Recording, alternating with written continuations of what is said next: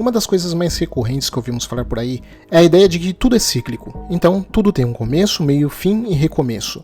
E nisso, então, sempre aparece alguém vindo com aquele clichê de homens fortes criam tempos bons criam homens fracos criam tempos ruins e tempos ruins criam homens fortes.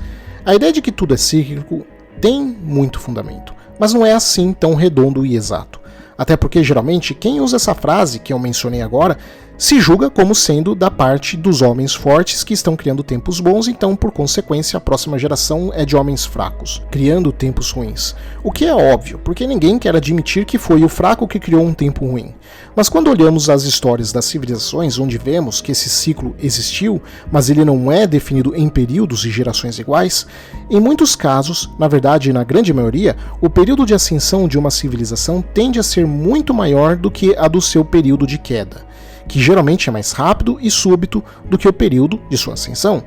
Afinal, destruir é muito mais fácil e rápido do que criar. Há exceções, mas são exceções. Se olharmos os Estados Unidos, veremos que foram várias e várias gerações ou períodos de riqueza, uma atrás da outra. Os tais homens fortes, ao invés de terem criado tempos bons que criaram homens fracos, criaram tempos bons que depois criaram outros tempos bons e depois mais tempos bons. Isso porque eles estiveram nessa ascensão constante desde a sua fundação.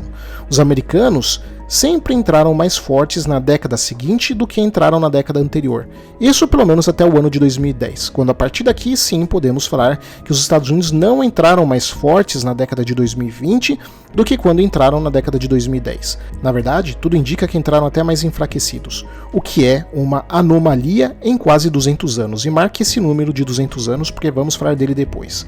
A Argentina, por outro lado, entrou numa espiral de decadência constante de 1900 para cá, como se homens fracos tivessem criado tempos ruins, que criaram ainda outros tempos piores e criaram homens mais fracos e depois outros tempos ruins, ou seja, uma espiral em decadência.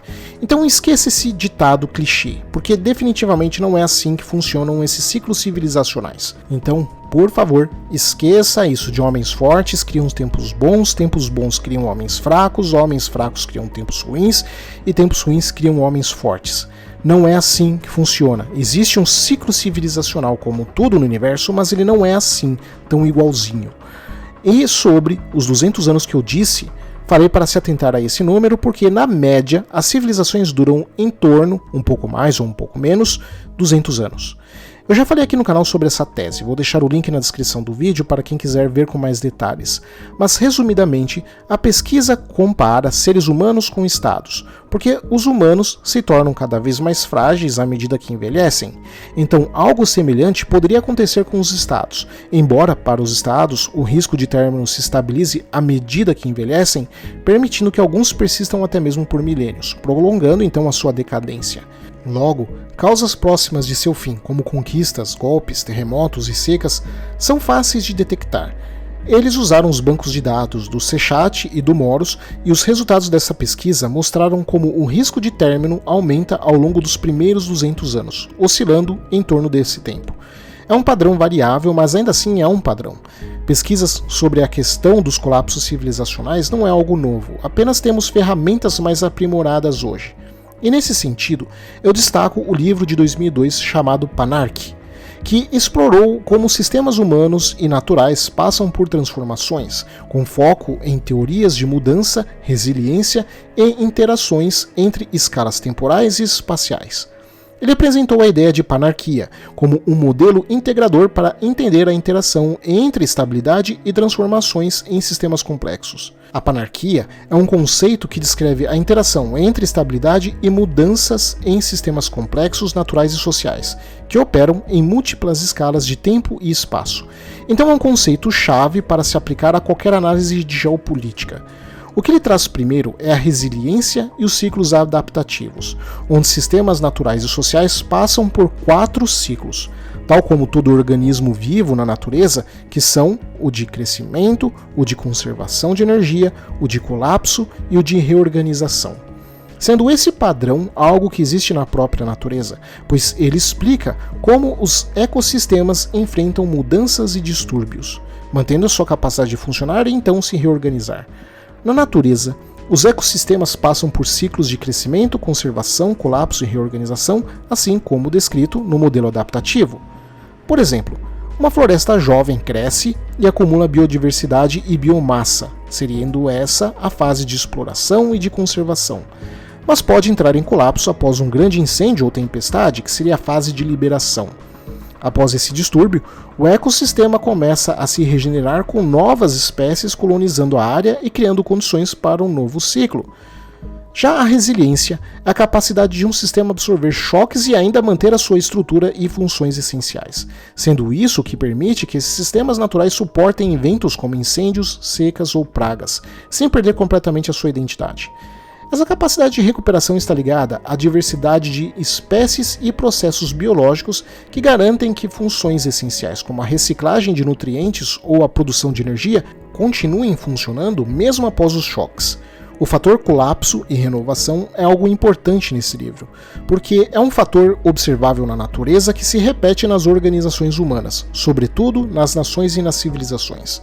Inclusive, muitos sistemas passam por colapso devido à extrema rigidez organizacional, gestão excessiva ou exploração de recursos, enquanto que os ciclos de destruição criativa podem levar à inovação e renovação. As pesquisas mais recentes do Sechat e do Monos que eu comentei mostram vários motivos para o fim civilizacional, mas um fator parece ter sido mais constante: o excesso de leis. Pois conforme o tempo vai passando, a civilização menos regulada prospera, e conforme o tempo vai passando, mais leis vão sendo criadas para sanar as demandas políticas das elites e da própria população. E com mais leis, a agilidade aos poucos vai sendo perdida, até que quando há um excesso de leis, aquela civilização fica engessada, rígida demais para conseguir responder às crises que irão levá-la ao colapso. Inclusive, no livro Panarchy, ele cita um outro livro que eu já mencionei aqui no canal várias vezes, do David Fisher, o The Great Wave. Fisher, no caso, demonstra matemática e estatisticamente o padrão de que pelo menos 3 ondas de agitação social varreram a Eurásia nos séculos XIV, XVII e final do XVIII, e como a má administração da moeda e as doenças amplificaram a inflação que foi impulsionada pelo crescimento populacional.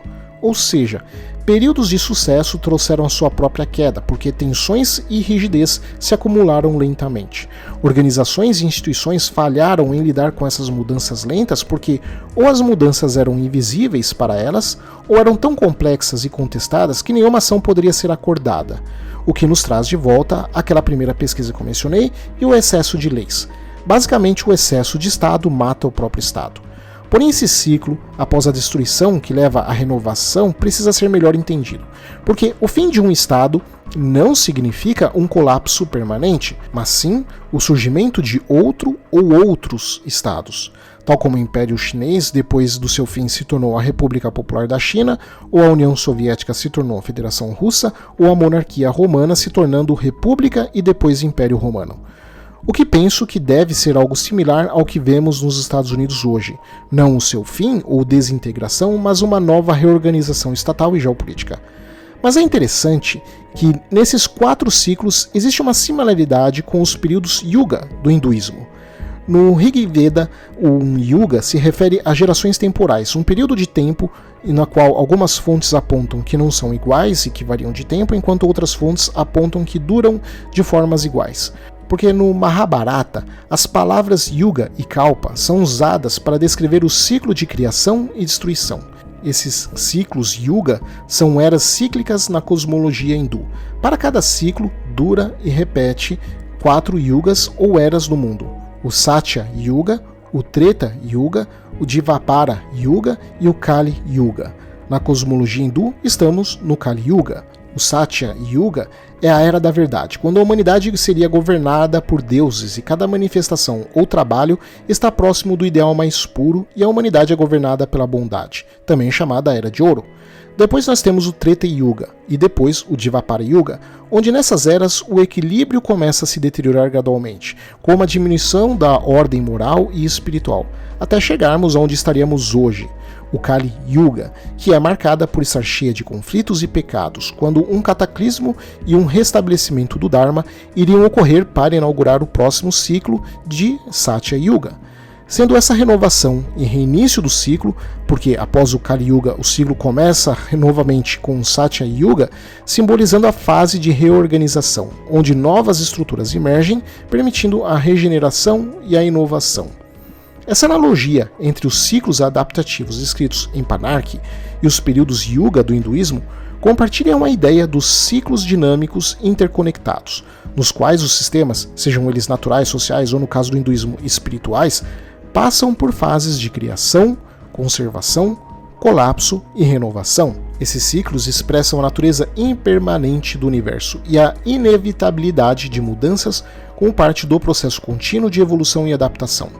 No hinduísmo, os yugas representam as eras do tempo cósmico que se alternam entre períodos de ordem e caos. Satya Yuga, uma era de harmonia, onde o equilíbrio é mantido e os valores morais e espirituais estão no auge. Isso pode ser comparado à fase de conservação nos ciclos adaptativos de Panarki, onde a estabilidade é máxima. Treta Yuga e Dvapara Yuga, onde nessas eras o equilíbrio começa a se deteriorar gradualmente com uma diminuição da ordem moral e espiritual, e aqui há uma transição que pode ser associada à perda de resiliência do sistema, levando a uma vulnerabilidade crescente, adaptando isso à teoria da panarquia, e o Kali Yuga, sendo o período de desordem, desequilíbrio e destruição, comparável à fase de colapso no modelo adaptativo. Neste momento, seu sistema então teria atingido o seu ponto de ruptura. A renovação e reinício do ciclo depois do Kali Yuga começa novamente com outro Satya Yuga, simbolizando a fase de reorganização onde novas estruturas emergem, permitindo a regeneração e a inovação se adaptado para a panarquia. A ciclicidade de ambos os modelos compartilham a ideia de que a vida e os sistemas não são lineares, mas cíclicos, com períodos alternativos de crescimento, estabilidade, colapso e renovação.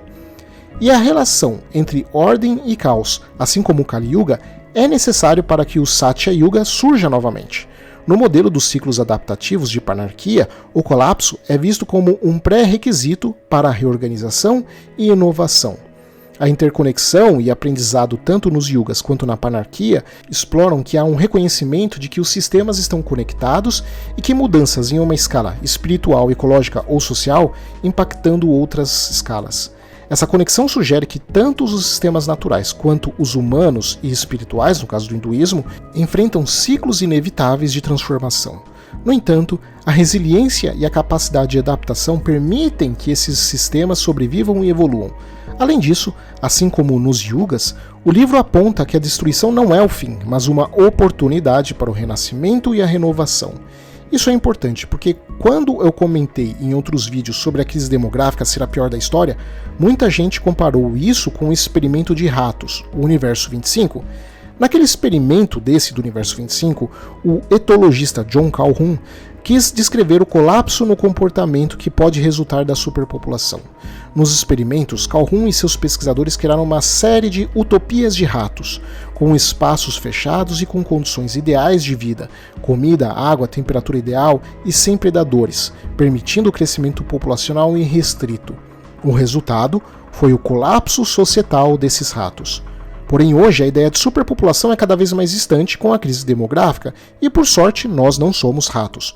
Nós podemos planejar, antecipar e elaborar soluções no longo prazo e coletivamente aos problemas. E como sempre, mencionei nos vídeos da crise demográfica que esse é um período de transição de ordem e não de fim, porque não é o fim do mundo, mas uma transição de ordem mundial. Tal como o Kali Yuga destrói para abrir espaço para a renovação com o Satya Yuga. Esse aspecto cíclico do hinduísmo é muito explorado no esoterismo, que definitivamente não é o foco do canal e que também não deve ser levado ao pé da letra. Mas é interessante como os antigos hindus observaram que esse padrão natural é replicado nos sistemas civilizacionais. Além disso, é importante entender que a interconexão e percepção de realidade das civilizações hoje é muito diferente do que o ambiente das civilizações que compõem a maior parte do banco de dados do Sechat e do Moros. E não é pouca diferença. A primeira é a tecnológica, onde estamos a partir do século XIX em uma outra singularidade tecnológica. Para entender de forma mais detalhada o que são essas singularidades tecnológicas, recomendo ao meu vídeo que fala sobre isso e que também vou deixar na descrição do vídeo ou como comentário destacado para você ver depois. Mas resumidamente, Cada singularidade tecnológica foi uma tecnologia que mudou a relação dos seres humanos com o universo ao seu redor. Por assim dizer, um ponto sem retorno seguido por uma explosão demográfica e de inteligência. No século XVIII foi quando explodiu de fato a Revolução Industrial. E entenda que o mundo antes e depois da Revolução Industrial são dois mundos muito diferentes. Isso porque, digamos, as leis da física geopolítica são diferentes, justamente porque aquelas tecnologias alteraram radicalmente a realidade do mundo e da humanidade. É nesse período que surge o que eu chamo de período da Era Mackinderiana, que eu chamo por esse nome em referência ao geopolítico Halford Mackinder, e esse é um ecossistema geopolítico diferente do que já existiu em todas as eras anteriores. Porque esse cenário geopolítico, diferente dos anteriores, é basicamente o primeiro que montou um cenário de disputas realmente globais. A partir daqui, os planejamentos dos estados precisam ser globais e não mais só regionais. Porque até então, todas as disputas entre estados, civilizações, impérios e etc. se davam regionalmente e não globalmente, como passou a ser a partir dessa era mackinderiana. É um período que é essencialmente de disputas de forças atlânticas com forças eurasianas na área da Rhineland. A Rhineland é essa região marginal nas bordas do continente euroasiático, cercando o que Mackinder chamou de Heartland, ou coração continental. Essa disputa começa com a concorrência entre Império Britânico e Império Russo, que na época foi conhecido como o Grande Jogo, mas podemos falar que foi de fato a Primeira Guerra Fria, porque se dá logo depois da derrota do Império Napoleônico, que tentou forjar um império na Europa, na orla ocidental da Rhineland, sendo depois renovado por Estados Unidos e União Soviética na Guerra Fria, depois da derrota do Império Nazista e do Império do Japão, que também tentaram forjar impérios nas orlas ocidentais e orientais da Rhineland, e que hoje é renovado no duelo entre Estados Unidos e China. Essa era mackinderiana criou uma interconexão inédita por entre as nações, de forma que problemas regionais são mais facilmente diluídos ou mais intensificados, depende da situação. Então a decadência ou colapso de qualquer grande civilização causa um abalo sísmico no mundo todo, o que não ocorria antes desse período, quando os efeitos de destruição de um estado levaria anos caso fosse sentido por outros estados mais distantes. E bem, se as lideranças de uma nação em crise forem eficientes, essa diluição e interconexão pode dar a essa nação em crise mais meios de contornar crises através da associação com estados que estão mais distantes, o que também seria impossível em outra época. Por exemplo, uma crise humanitária causada por um grande terremoto em um país hipotético do Sudeste Asiático, que teria destruído quase toda a sua infraestrutura e matasse a maior parte da sua população, em outros períodos significaria provavelmente imediata destruição dessa nação. Mas hoje, países vizinhos e distantes podem enviar mão de obra emergencial para ajudar no socorro às vítimas, emprestar dinheiro para a reconstrução e, mesmo em caso de colapso alimentar, é possível serem importados alimentos em larga escala, mesmo que do outro lado do mundo, em tempo e em quantidade o suficiente para que essa nação então possa se reconstruir, o que seria impossível em outros períodos. A interconexão da era mackinderiana criou uma teia que evita, na maioria dos casos, que um estado colapse por completo, como se deu da forma que se dava no passado, sendo raras as exceções de colapso pleno hoje em dia. E quando isso ocorre, hoje é mais comum que isso se dê por motivos como guerras do que por outras questões. E nesse caso, a guerra geralmente possui envolvimento de potências maiores e mais distantes, o que é outro efeito dessa interconexão. Então não é à toa que o estudo do Sechat e do Moros vai até o início do século XIX. Eles foram até ali por questões de dados, mas em paralelo a isso foram até ali também porque até então eram sistemas geopolíticos diferentes, mesmo que não tenham notado isso. Então, teoricamente, não poderíamos ter certeza de que todas essas fases cíclicas que eu mencionei irão continuar acontecendo da mesma forma, mas temos evidências para ver que sim, irão continuar, mas de formas diferentes.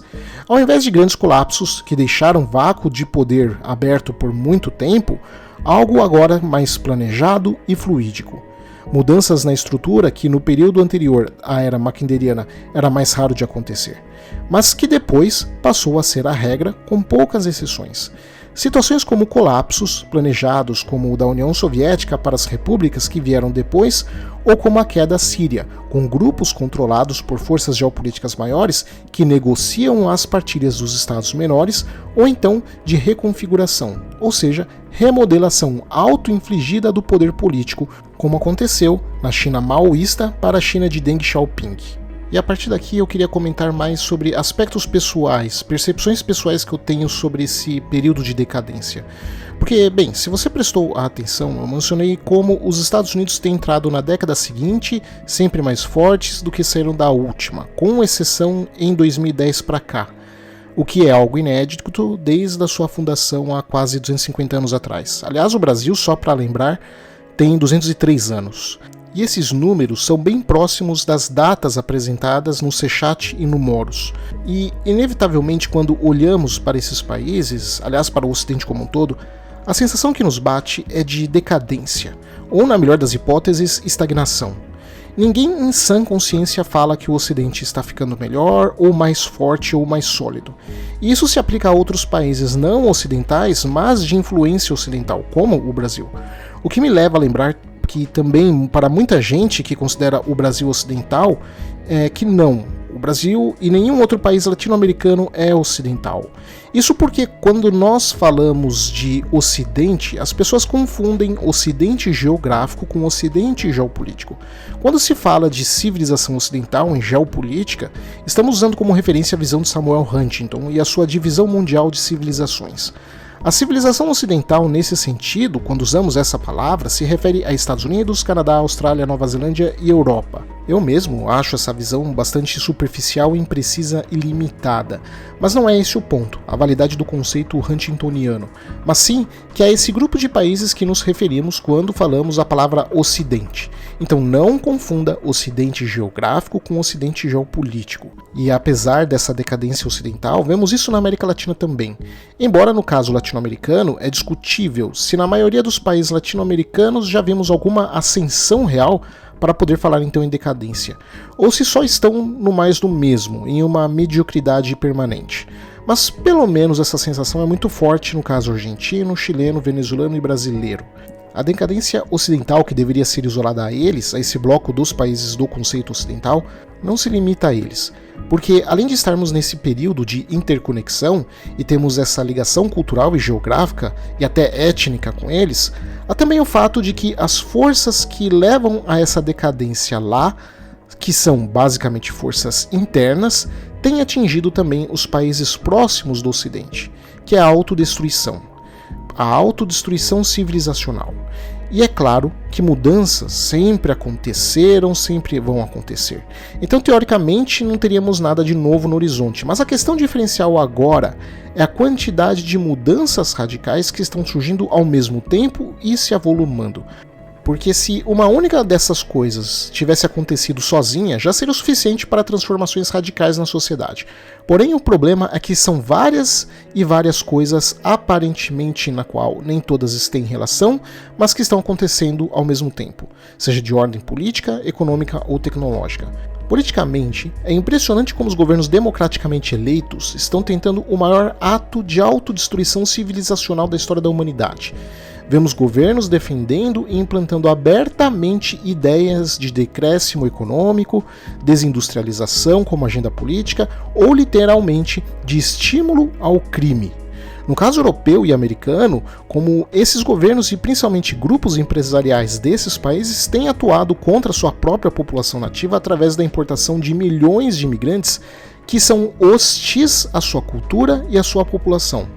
Já no caso brasileiro, além de também adotar essas pautas artificiais para cá, que envolvem o ódio racial contra a parte branca ou eurodescendente da população, e apesar de que muita gente me critica falando que isso não é um problema nosso ou que aqui é diferente porque seremos um país miscigenado, a verdade é bem pior, porque não se esqueça como a esquerda já institucionalizou tribunais raciais nas universidades e nos concursos públicos. Então diferentes pardos terão direitos diferentes definidos por esses tribunais raciais, de acordo com a cor da sua pele.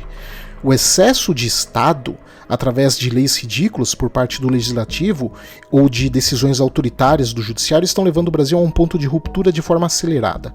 Estamos diante da crise demográfica brasileira e o Estado tem interferido de tal forma na vida das pessoas que até mesmo os relacionamentos pessoais estão cada vez mais difíceis.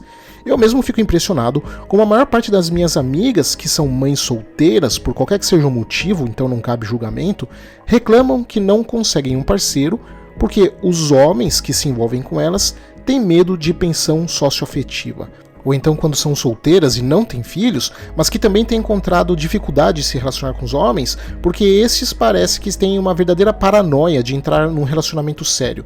Seja porque eles teriam receio disso ser considerado uma união estável por um juiz qualquer lá na frente, ou porque eles têm medo de que eventualmente a mulher venha acusá-los de violência e que mesmo sem provas eles acabariam presos. E mesmo inocentados, o linchamento público acaba destruindo a vida deles permanentemente. É claro que é discutível se isso seria exagero ou paranoia, talvez até seja, não é esse o ponto, porque o ponto é que isso é algo que está rolando de cada vez mais pessoas e vai agravar ainda mais a crise demográfica, bem como vai ampliar o número de pessoas com distúrbios e doenças psicológicas, coisas que simplesmente são inviáveis e insustentáveis no longo prazo e que levarão a uma corrosão sem precedentes na sociedade, agravada pela também sem precedentes crise demográfica. Nesse sentido, o caso inglês é de longe o mais nefasto exemplo de como o governo age contra a sua própria população nativa, mas exemplos ao que não faltam,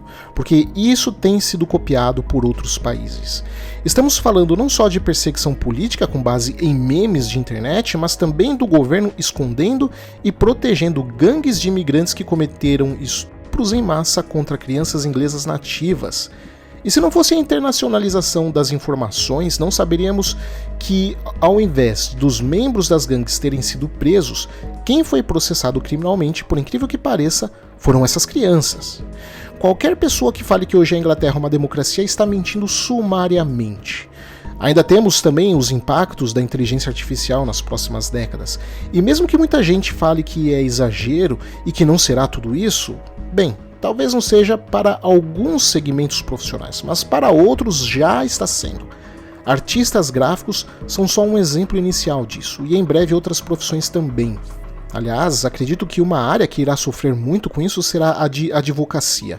Não que vai acabar a profissão, obviamente, mas ela será dizimada, ou seja, um escritório que antes precisava de 50 advogados, em breve só vai precisar de 5 ou 6.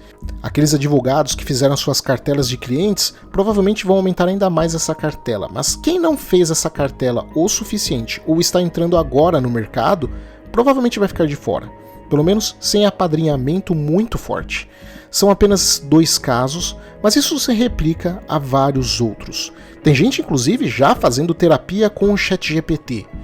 Particularmente, eu penso que tecnologias como a inteligência artificial, muito mais avançadas, e especialmente a de energia de fusão, devem surgir nas próximas décadas, e se surgirem de fato, provavelmente estaremos falando de uma sociedade pós-escassez. O que teoricamente seria bom, mas na prática vamos ter que reinventar a nossa psicologia. Isso porque por centenas de milhares de anos fomos moldados psicologicamente a lidar com a escassez. Só começamos a superar um pouco essa escassez a partir do fim do século XIX e já estamos tendo problemas em lidar só com isso. Mais comida do que nunca gerou a população mais obesa da história, sem falar do aumento enorme de pressão alta e diabetes. E apesar de termos o mais fácil acesso à maior quantidade de conhecimento da história da humanidade, superando qualquer biblioteca antiga com computadores e celulares, a maior parte da população ainda, ao invés de se alimentar desse excesso de conhecimento, prefere acessar ou conteúdo de desinformação ou bobagens fúteis. A lei da oferta e da demanda que regem o princípio de qualquer teoria econômica também é uma força psicológica, porque quanto mais acesso a uma coisa, menos valorizada ela é, mesmo que seja algo benéfico. E estamos desvalorizando a necessidade de conhecimento, a sexualidade e o ser humano como um todo. As leis são mais severas se cometidas contra animais do que contra pessoas, graças a legisladores e juízes que valorizam mais a vida animal do que a vida humana, e que ainda por cima são seguidos e apoiados por legiões enormes de fanáticos. Mas, de novo, Se estivermos caminhando para uma sociedade pós-escassez, penso que será um filtro antropológico que levará a uma renovação. Mesmo o problema da fúria islâmica, que eu já comentei aqui em vídeos anteriores, e que irá trazer enormes problemas na Eurásia, eu não me preocupo demais, porque isso tem indicadores de que será algo temporário. Aliás, não acho que o Islã sequer sobreviva a esse século. Isso porque, como mencionei em outros vídeos, o ano de 2020, com o início da pandemia, seguido pela guerra na Ucrânia, início das crises demográficas e crise de Estado sanguessugas, marcam esse período de transição para uma nova ordem mundial. E o fato dessas tecnologias de inteligência artificial ou engenharia genética que têm surgido ao mesmo tempo que essas crises, dão essa impressão de transição. Praticamente um genuíno Kali Yuga geopolítico, com os países transformando radicalmente sua configuração, e outros países sendo destruídos e surgindo de novo. Com sorte, para depois desse caos, um Satya Yuga geopolítico. Só nos resta torcer para que essa transição não demore demais. Obrigado a todos, espero que vocês tenham gostado. Não se esqueçam de comentar o que vocês acham sobre essas questões, de compartilhar o vídeo com todo mundo que vocês conhecem, de deixar o seu like e de se inscrever no canal se você não tiver se inscrito. O seu apoio é muito importante. Abraços e até o próximo vídeo.